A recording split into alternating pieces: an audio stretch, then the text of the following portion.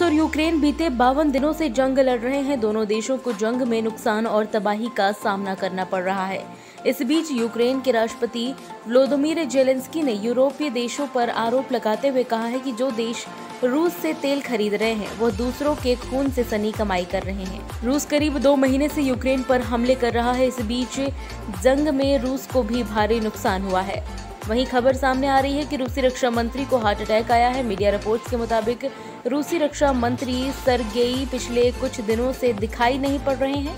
माना जा रहा है कि यूक्रेन में हो रहे नुकसान को लेकर व्लादिमीर पुतिन और सर्गेई के बीच कुछ अनबन चल रही थी। इसके बाद उन्हें दिल का दौरा पड़ा है। जंग के बीच रूसी सैनिकों की बर्बरता की एक खबर सामने आ रही है। कीव में रहने वाले एक दंपति का कहना है कि गोलीबारी के बीच रूसी सैनिक उनकी 23 साल की बेटी को उठा ले गए थे। उसका कथित तौर पर रेप किया गया और फिर सिर पर गोली मारकर मौत के घाट उतार दिया। दुनिया के सबसे बड़े रईस एलन मस्क लोकप्रिय सोशल मीडिया कंपनी ट्विटर को खरीदने के लिए भारी रकम देने को तैयार हैं। उन्होंने कंपनी के हर एक शेयर के लिए $54.20 देने की पेशकश की है।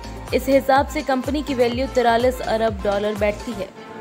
ब्रिटेन ने बच्चों को कोरोना वायरस से बचाने के लिए मॉडर्ना की विकसित स्पाइक वैक्स टीके को मंजूरी दे दी है।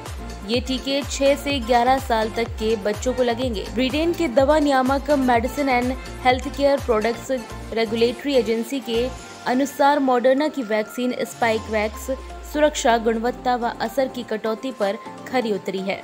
देश में वैसे तो कोरोना की चौथी लहर नहीं आई है, लेकिन संकेत अच्छे नहीं हैं। खासकर दिल्ली ने टेंशन बढ़ा दी है। बीते 24 घंटे के अंदर देश भर में कोरोना के सिर्फ 975 केस सामने आए हैं, जबकि अकेले दिल्ली में 366 नए मरीज मिले हैं।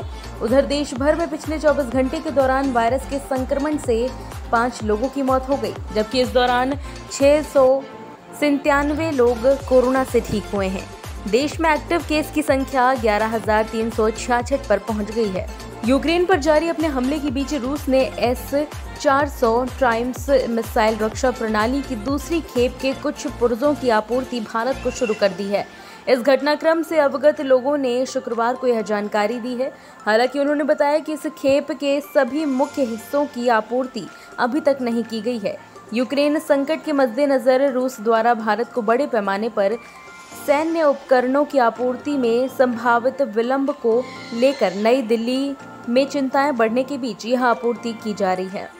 जम्मू कश्मीर के शोपियां में आतंकियों से जारी मुठभेड़ में मोर्चा संभालने गए सेना के 3 जवान शहीद हो गए हैं। इनमें से एक वीर सपूत चरखी दादरी के गांव महराणा निवासी सूबेदार श्री ओम गौतम भी शहीद हो गए हैं। जैसे ही शहीद ओम गौतम की खबर उनके पैतृक गांव में पहुंची तो पूरे गांव में शोक की लहर छा गई और परिजनों का रो रो कर बुरा हाल है। ग्रामीणों को बेटे की देश के लिए शहादत पर नाज भी है। बॉक्स ऑफिस पर एस.एस. राजामौली की RRR के बाद प्रशांत नील निर्देशित और यश स्टारर KGF चैप्टर 2 धूम मचा रही है। फिल्म को लोगों का जबरदस्त प्यार और प्रशंसा मिल रही है। एक्शन ड्रामा देखने के लिए सिनेमा घरों में भीड़ उमड़ रही है, लिहाजा इसका बॉक्स ऑफिस कलेक्शन भी शानदार है। 100 करोड़ के बजट से बनी फिल्म ने एक दिन में ही अपनी पूरी लागत से ज्यादा राशि कमा ली थी और दूसरे दिन का कलेक्शन भी शानदार रहा। सीमेंट बनाने वाली देश की प्रमुख कंपनी अल्ट्राटेक सीमेंट ने शुक्रवार को संयुक्त अरब अमीरात की RK सीमेंट कंपनी में 19.39% हिस्सेदारी के लिए $10.11 करोड़ निवेश की घोषणा की है।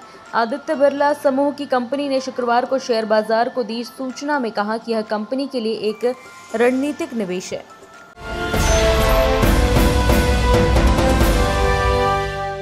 ताज़ा खबरों के लिए सब्सक्राइब करें JSR टाइम्स और साथ ही नोटिफिकेशन पाने के लिए बेल आइकन को दबाएं।